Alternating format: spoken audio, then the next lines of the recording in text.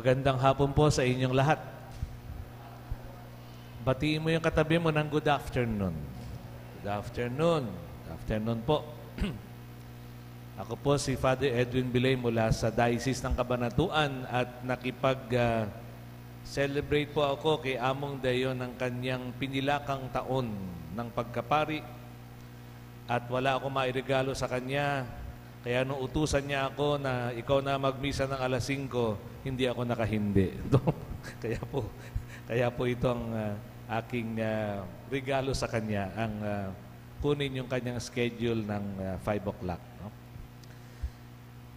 Alam natin kapag kaganito na itsura ng ating altar ay susunod na dito ang mga mahal na araw. Sa linggo, ihanda na natin yung ating mga palaspas kasi Linggo de Ramos o Palm Sunday. Doon sa mahal na araw, kaya tinawag na mahal na araw yon, doon ipapakita ng Diyos ang taas, ang lalim at ang lawak ng kanyang pag-ibig sa tao.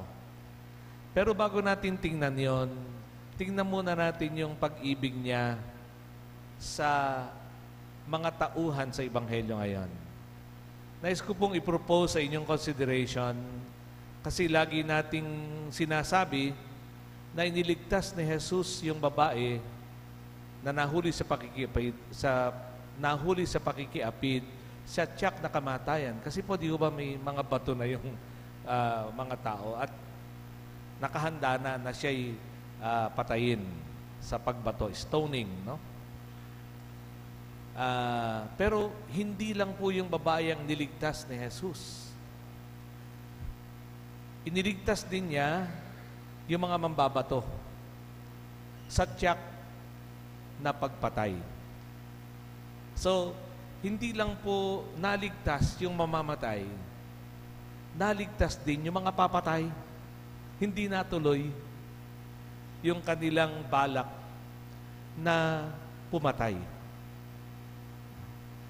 Ngayon, tingnan muna natin yung babae bago yung mga lalaki. Alam natin